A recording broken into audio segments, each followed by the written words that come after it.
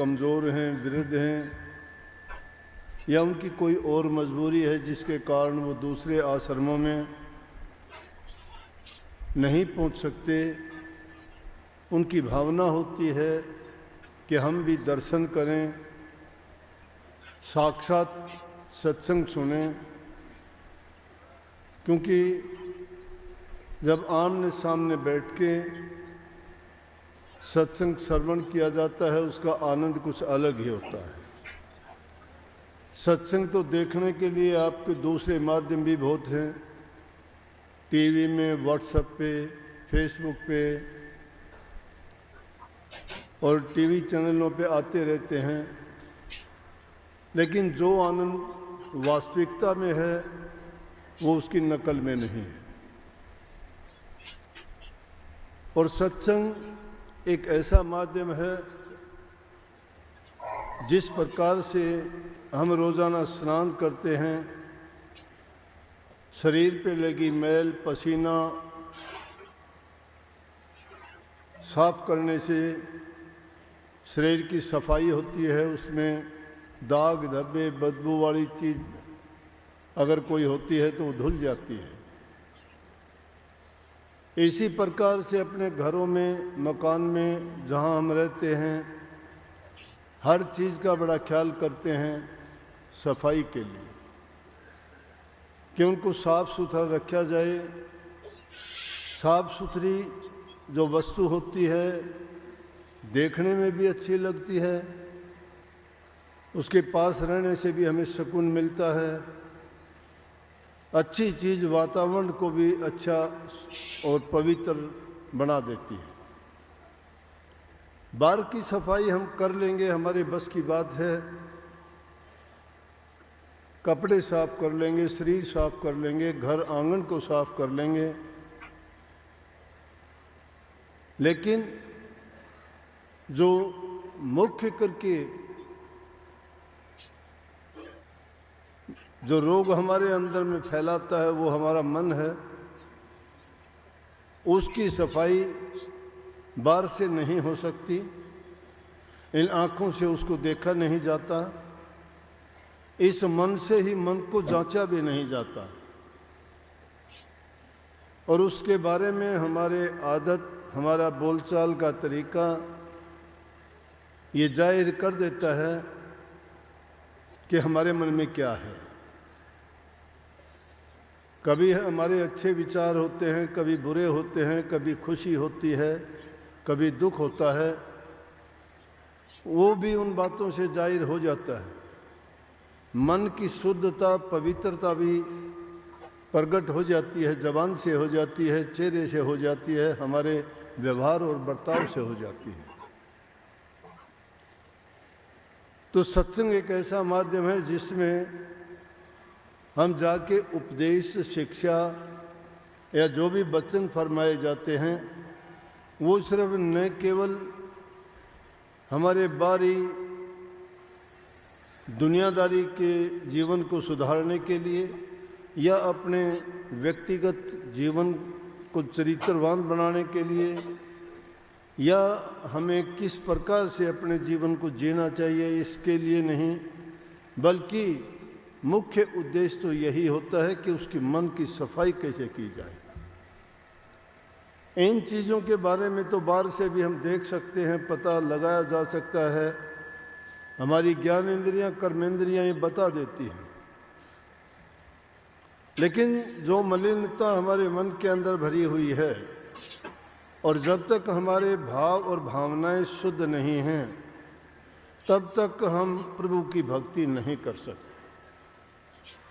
और उसका एकमात्र साधन यही है कि मनुष्य जीवन का लाहा यही है, उद्देश्य यही है कि हम मालिक की भक्ति करके उसके निज देश में पहुंच जाएं, ताकि इस काल और माया की जेड़ से, इस रोज़ रोज़ के मरने जीने से, ये रोज़ रोज़ की हमारी शिकायत, दुख, कष्ट झेलने से हम छूट जाएं और सदा के लिए हम प्रभु के चरणों में रह के उनका आनंद उठाएं।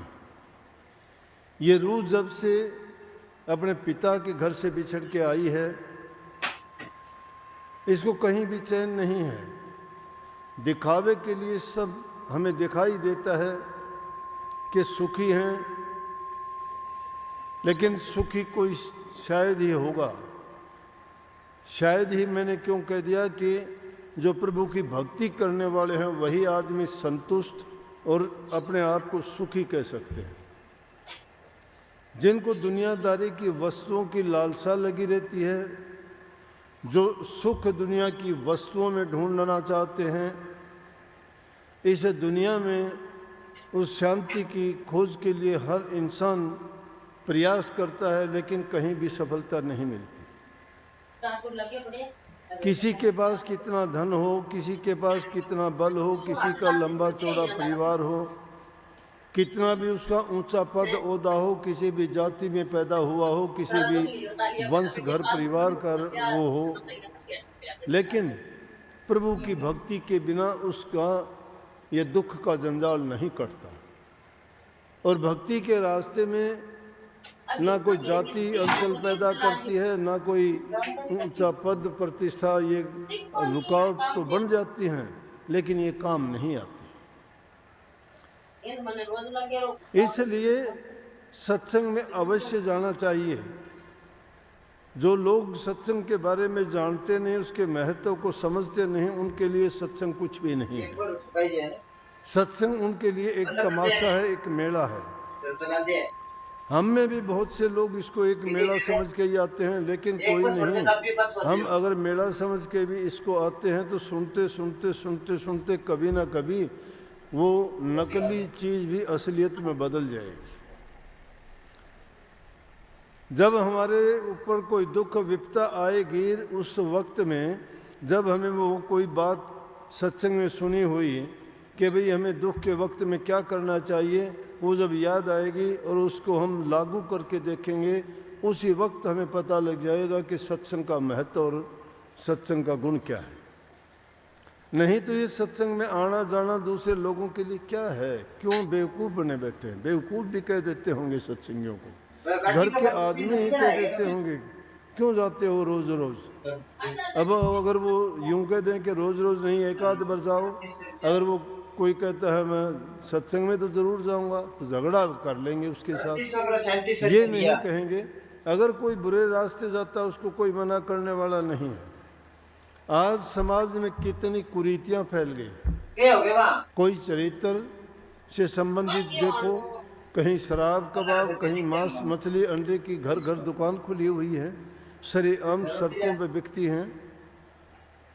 कितनी जीव हिंसा होती है, कितने बकरे मुर्गे या दूसरे जीवों की हत्या करके उनको आम सरे खुले में बेचा जाता है, और लोग उनका सेवन भी करते हैं, खाते भी हैं। कितने लोग नशे के कारण बर्बाद होते जा रहे हैं, जिनके कारण धन की बर्बादी, शरीर की बर्बादी, परिवार में अशांति और समाज में उसका तिरस्कार। कोई आदमी उसको इज्जत की दृष्टि से नहीं देखता, और फिर भी उन बातों में पड़ के अपने जीवन को बर्बाद करते जा रहे हैं। फिर भी वो लोग नहीं समझते। बुद्धि भ्रष्ट होती है, जिसमें कोई कानून कायदा, कोई मर्यादा नहीं रहती।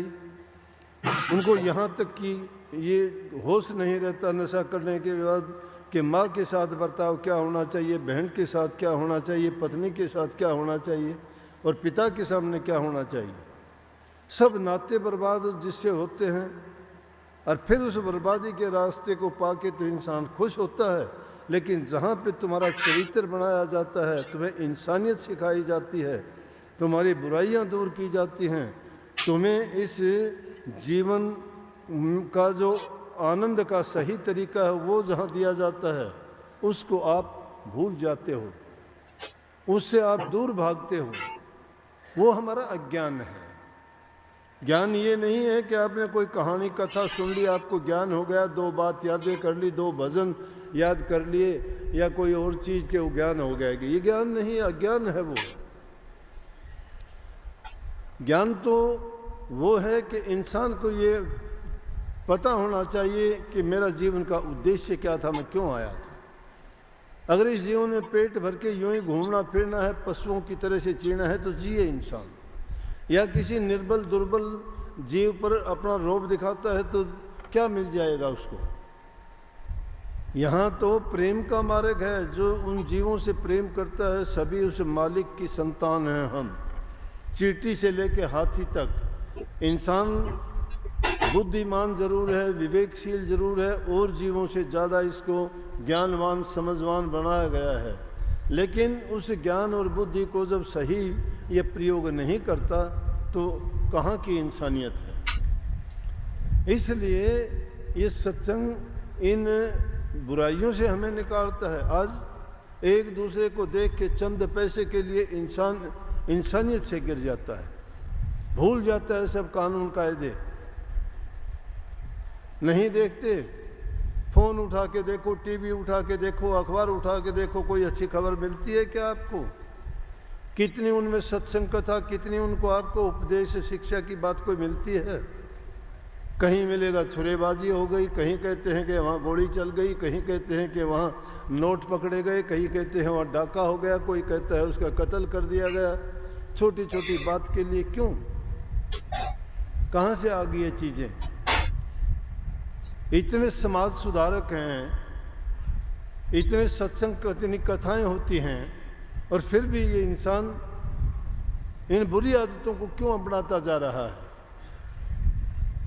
लेकिन जो लोग मन वचन और कर्म से सत्संग से जुड़ जाते हैं, मैं कहता हूँ निश्चित रूप से वो इंसान पवित्र हो जाएगा, बुराइयों से निकल जाएगा, पाप कर्मों से बच जाएगा। वो नेक कर्म नहीं करेगा तो भी उसका जीवन सुखी जरूर हो जाएगा। जो इंसान अपने ईमानदारी से जीवन जीता है, अपना कमा के खाता है, दूसरे की चीज़ पर नियत नहीं धरता है, अपने समान दूसरे जीवों को जानता है, जैसे कबीर साहब ने कही है कि सह कुशब्दवाद को त्यागे छोड़े गर्भ गुमाना, सत्य पुरुषता ही को मिलिए कहे कबीर सुजाना। कबीर साहब वाणी में कहते हैं सह कुशब्द, अगर कोई कह देता है कुशब्द कह देता है, कुशब्द कहते हैं बुरी बात को, गाली देने को। अगर कोई दे भी देता है उसको सहन कर लो। दो बातें आ गई, एक बात नहीं। कितनी ऊंची बात, संतों के एक एक वचन में कितनी शिक्षा भरी होती है। सह कुशब्द, अगर बुरा वचन कोई सहन कर लेता है तो बहुत सी अलामतों से, बहुत सी बुराइयों से, समस्याओं से बच जाता है। अगर दुर्योधन उस हंसी के एक वचन को ही सुन लेता, बर्दाश्त कर लेता, सहन कर लेता उसको, या धैर्य करता, तो ये हालत नहीं होनी थी कि 56 करोड़ यदुवंशी कुरुक्षेत्र के मैदान में मर जाते। दिया जलाने वाला नहीं रहता उनके घर में। क्या बात थी? एक मजाक की बात के कारण ऐसा हो गया। इसीलिए कभी सब ऊंची बात कही, सह कुशब्द वाद को त्यागे। किसी के साथ वाद विवाद करने में कोई फायदा नहीं है। एक कुछ कहता है, आप उसका विरोध करते हो, आप कहते हो उसका वो विरोध करता है, बात बढ़ती चली जाएगी, घटेगी नहीं। बढ़ते बढ़ते वो बात और भी ज़्यादा जो जो आगे चलती जाएगी उसका परिणाम दुष्कर होता जाएगा, बुरा होता जाएगा। मान लिया किसी ने किसी को गाली दे दी, गाली देने से वो, आप एक गाली दोगे अगला दो देगा। नहीं उसने बर्दाश्त हुई, उसने धैर्य नहीं रखा, कुछ शब्द को उसने नहीं सहा, वाद में पड़ गया, वाद विवाद में आ गया। और जब वाद विवाद में आ जाता है, वो उसकी बात नहीं मानता, वो उसकी नहीं मानता। उसको पता होता है ये सच्ची कहता है, फिर भी नहीं मानेगा, क्योंकि वो बाजी हार जीत की है। और हार जीत की बाजी में जब हो जाते हैं तो वो बात रुकती नहीं है, आगे बढ़ती चली जाएगी। जरूर उसका परिणाम बुरा ही होगा। स्वामी जी महाराज ने बहुत कुछ लिखने के बाद में ये बात लिख दी, उनको बाद में ख्याल आया। कबीर साहब ने कहा कि इस जीव को समझाने के लिए 12 महीनों पे उन्होंने अपना ये शिक्षा की बातें भरी। महीनों का नाम था, लेकिन इंसान के लिए उन बातों को मानने के लिए उन महीनों में वो उपदेश दिया कि उनको अगर मान ले इंसान तो उसको समझो कि भक्ति उसकी पूरी हो गई। और जब वो 12 महीने का बखान पूरा कर दिया, व्याख्या कर दी, लास्ट में उन्होंने कहा कि 12 मास से बखान पुकारे कह कर अब हम भी हारे। अब हार जहाँ होगी तो जीत के लिए लड़ाई की थी, वहाँ हार हुई। आप भी इस मैदान में, भक्ति के मैदान में आए हो, आप भी हार जीत का खेल खेलना मानते हो कि अगर इस दुनिया से जीत गए तो हम जीत गए। जीत हार नहीं है यहाँ पे। यहाँ तो अपने आप को बचाना है, उठाना है। हमें हार जीत से कोई मतलब नहीं, जीत हार है ही नहीं। लेकिन ये वचन कह के स्वामी जी को याद आ गई कि ये बात तो गलत हो गई। संत तो सम होते हैं, बराबर होते हैं। उनके लिए भला बुरा, लाभ हानि, सुख दुख बराबर होने चाहिए। ये हार कहाँ से आ गई हमारे लिए? तो उन्होंने इस जीव को समझाने के लिए कह दिया, भाई हार जीत हमरे कुछ नहीं, मूर्ख परेशान चलाई। कि हम हार जीत को तो नहीं मानते, लेकिन ये मूर्ख आदमियों के लिए हमने ये बात कह दी है। तो उसमें जहाँ हार जीत का सवाल उठ जाता है, वो फिर उसका घातक बन जाता है, उसका नुकसान ही नुकसान होता है, कभी अच्छा नहीं होता। इसीलिए कबीर साहब ने समझाया कि जो आदमी कुशब्द, बुरी बात को सहन कर लेता है, बल्कि रोकने के लिए भी कहा कि आवत गाड़ी एक कर उल्टत होए अनेक, कहे कबीर ना उल्टिए ताही एक की एक। अगर गाड़ी कोई देता है आपको, उल्ट के नहीं बोलते आप, तो एक ही रह जाएगी। तुमने उलट के बोल दी तो अनेकों गाड़ी बन जाएंगी। उलटने का मतलब आप दो कहोगे, वो चार कहेगा, चार कहोगे, वो लड़ाई तक बात पहुंच जाएगी। तो कबीर साहब ने समझाया कि वो एक है, उसको एक ही रहने दीजिए, एक से आगे बढ़ाओ ही नहीं। आप बोलो ना, उसको सहन करो। उसको अगर आपने बर्दाश्त कर लिया, सहन कर लिया, तो समझो कि आपने अपने जिस उद्देश्य के लिए आए थे उसमें कामयाब हो गए। हमारा उद्देश्य भक्ति करने का था। तो कहा कि इन दो चीज़ों के करने से, कुशब्द को सहन करने से वाद विवाद को त्यागो। और कहता सतपुरुष ताही को मिलिए, कहे कबीर सुजाना। कबीर साहब कहते हैं उसी को सत्य पुरुष, वो मालिक के दर्शन होंगे, वो मिल जाएगा। तो कितनी बात अमल करने से बात बनती है, ये नहीं मिलती। इसी प्रकार महात्मा बुद्ध ने अपने शिष्यों को समझाया। किसी शिष्य ने आके शिकायत की कि जब हम भिक्षुक थे, भिक्षक उसको कहते हैं जो शिष्य होते हैं। आजकल वो ज़माना नहीं है, बहुत बदल गया। हमारे लिए तो भक्ति का दरवाज़ा ऐसा खोल दिया कि हमें तो कुछ करना ही नहीं इस ज़माने में। कलयुग के समान तो कोई दूसरा युग आया ही नहीं। किसी युग में घोर तप करना पड़ता था, किसी में त्याग करना पड़ता था, किसी में जप करने पड़ते थे। और आज के युग में तो कुछ भी नहीं करना आदमी को। बुराइयां छोड़ के सिर्फ एक नाम का जाप करना है, उसका सिमरण करना है। नाम के तुल्य कोई चीज ही नहीं। कलयुग केवल नाम आधारा, सुमर सुमरनर हो गए पारा। कि कलयुग में सिर्फ नाम ही आधार है, और उस नाम का सुमरण करने मात्र से ही तुम्हारा कल्याण हो जाएगा। क्यों कही गई ये बात कि कलयुग में इस जीव की उम्र बहुत कम है। ये सतयुग से घटते घटते सिर्फ आदमी की 60-70, मुश्किल से कोई 80-90 पे पहुंचता है। तो इतनी छोटी उम्र में अगर पहले के ज़माने के जो मंत्र या कठोर साधन बताए जाते थे भक्ति और मुक्ति के लिए, तो आज वो संभव नहीं है। नंबर 2, जीव में उतनी शक्ति भी नहीं है। नंबर 3, जीव में इतनी बर्दाश्त